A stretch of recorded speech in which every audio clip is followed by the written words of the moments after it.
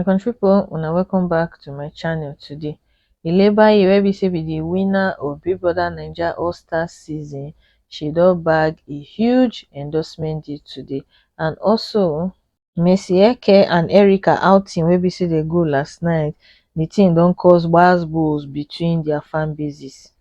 The one of the double wahala season don come out to come drag Ike and mock some of his fellow housemates wey be say at ten d Davido wedding. So for a few days now since Davido do him wedding, the one don dey run mad. From wetin we know the one for, the one im dey fond of mocking him fellow BB Naija housemates. Im don ex ten d the courtesy give other celebrities outside Big Brother Naija franchise. And as we know, na few of the Big Brother Naija people na Davido actually invite for a party, and Ike was one of them. The one was not invited. They don't invite the one for anything tangible for this country. So him come out, come dey drop video. He first of all dey drag after he insult all the old fellow housemates wey go there finish. He insult Davido wey do the wedding, insult all the guests wey dey there. Compare Davido wedding with Sharon Oja, Nollywood actress Sharon Oja wedding finish. The thing no work out. He can't pick particular people wey be say he wan drag. He can't pick Ike. Come dey laugh Ike say Ike go carry baby police abi baby soldier take go the event. Say as a matter of fact, na Ike na suppose do bodyguard for the soldier, not even the bodyguard na suppose do bodyguard for Ike. So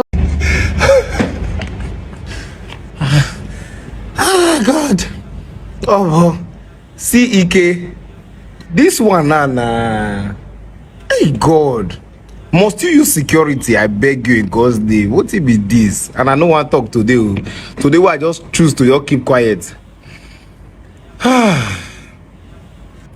So first of all, there's so much pressure right now as a celebrity or a famous person or anything. If you not carry escort, do you understand? You go be like you know they do well.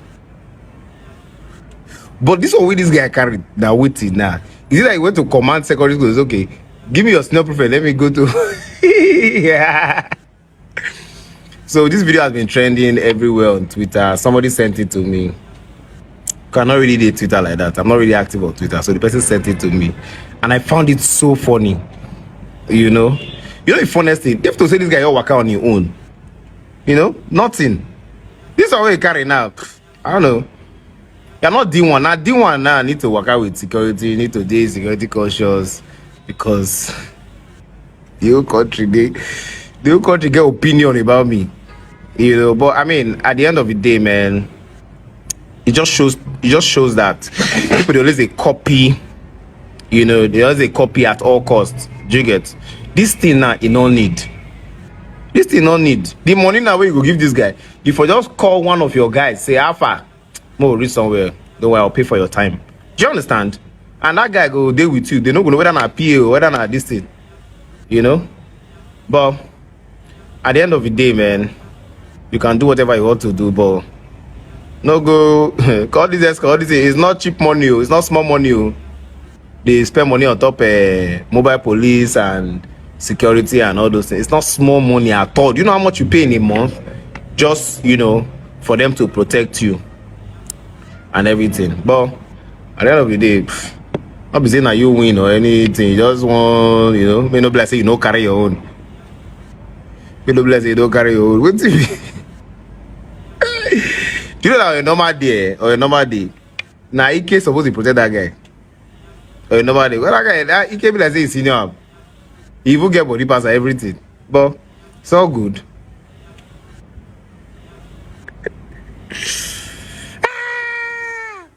Oh boy. What the pressure go make us do for this country? Pressure. See, just live your life. Define the rules. Don't let anybody tell you cannot do this one because of this one. You define the rules. You know, define the rules. This one now you don't need escorts. You don't need that, but you don't look at say all my guys they carry. You know, me no bless I no get person. Oh yeah. But even at that safe, if we don't use this energy now, they carry manowar or something. Or Amotekun. Peace. Shalom. So dat statement don make some of im fellow housemates come out to come drag her. Dey talk of the likes of Omoshola. So Omoshola come out come say, bros rest abeg, you too talk, only you go attack BBN housemate, only you go yab influencers and celeb, even normal people you go attack. Are you VDM? At least the video still send at Ike invite. Another person say Deeone has zero friends, not even from BBN. It's enough to affect his thinking faculty. Next one say, stop posting this guy with gigantic head abeg, sadis. Be say the one don understand the social media space. Him don see say na controversy na dey sell more. If you come online dey talk about the good things wey be say people dey do, you no go get anybody wey go watch your video.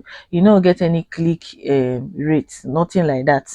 So the only way be say him go take trend na to use your own fellow housemate wey una follow enter Big Brother Naija, since your own life don spoil. Him dey use your own fellow housemate take dey trend, which is very terrible. And na woman marry this one keep for house. Chai, women dey try. So onto Mesieke and Erica matter, they actually link up for Abuja for Sharanoja wedding. So we know just say a few days ago she did her traditional wedding, and today being Saturday she's doing a white wedding. So some of them stayed back so that they go attend the white wedding. The Mesieke and Cross and Erica, they can't link up for club just to spend time together and enjoy themselves. So the video of two of them together and I can spark reactions between Mercenary and Elite. According to some Mercenary, they claim to say Mesieke no suppose go near Erica again after waiting sub that time for the All-Star season. For those of now who don't remember waiting sub there, Erica stopped to the vote for Mesieke. She not endorse Mesieke as person wey say she wants to make the person win. Rather, she's the send money give CC Camp, make CC Camp win the show. So that thing I can cause fight between Mercenaries and Elite that time. The reason why be say we dey hear that time where Erica shift camp from Mesieke na because of the fact say Mesieke go lock clips with her ex-boyfriend say called Kid Wire. See, why is it that you don't learn? Erica is not a good friend to you. She never supported you on your second missionary journey in BBN. I was Erica quite hard fan during her time in the BBN, but I stopped being her fan when I saw her attitude to Mercy on her second journey. Truth be told, we no fit still blame Erica because Mesieke actually betray Erica. If you check am well, you know to say this girl and this guy don't date before. What's the need of you locking lips with the guy and all of that? So I understand where Erica pain come from that time, and I dey happy say two of them don't eventually squash the beef. A reality TV show and anything can happen for this. So I just believe say Erica don't understand say since na reality TV show, anything fit sup for inside that place. Another person come say, boy, Mercy, don't remove my Erica's boob. If you wan marry am, do the right thing, not the tap current. Since you say your money long, show us say you be odogu.